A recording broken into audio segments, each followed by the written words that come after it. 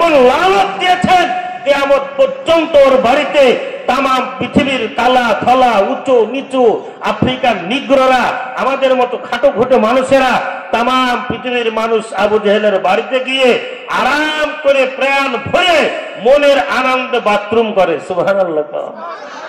তার ঠিক এই যে আবু জেহেলের বাড়ি আর ওই যে আমার গাড়িটা এতটুকু দূরে, মাঝখানে অল্প একটু জায়গা, আমার নবী মুহাম্মদুর রাসূলুল্লাহ সাল্লাল্লাহু আলাইহি ওয়াসাল্লামের বাড়ি।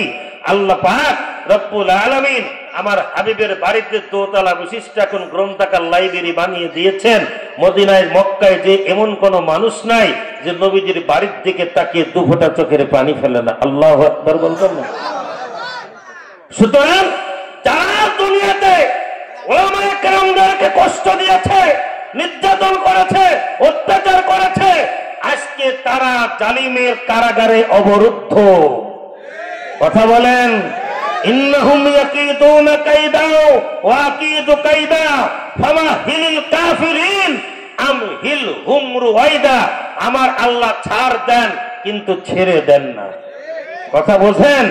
আমার আল্লাহ ছাড় দেন কিন্তু ছেড়ে দেন না।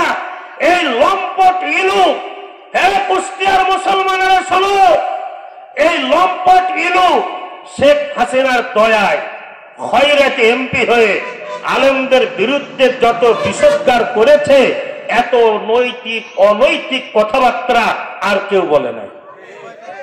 কথা বলেন।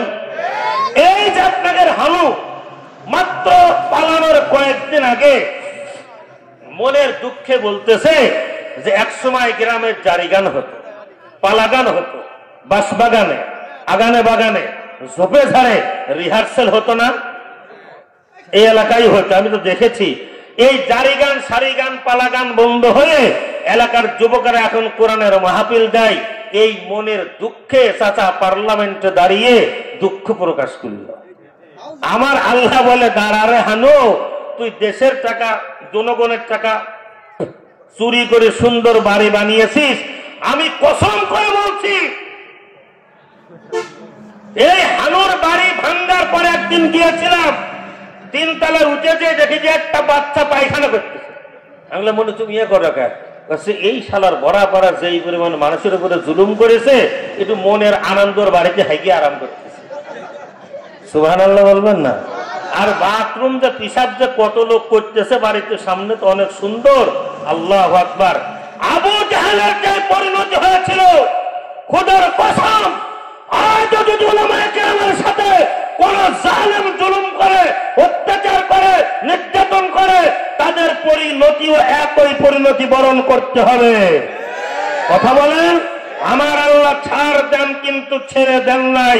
আল্লামা সাইদিকে হত্যা করেছো, আল্লামা মুফতি সৈয়দ ফয়জুল করিমকে রক্তাক্ত করেছো, আল্লামা মামুনুল্লাহকে কারাগারে অবরুদ্ধ রেখেছো।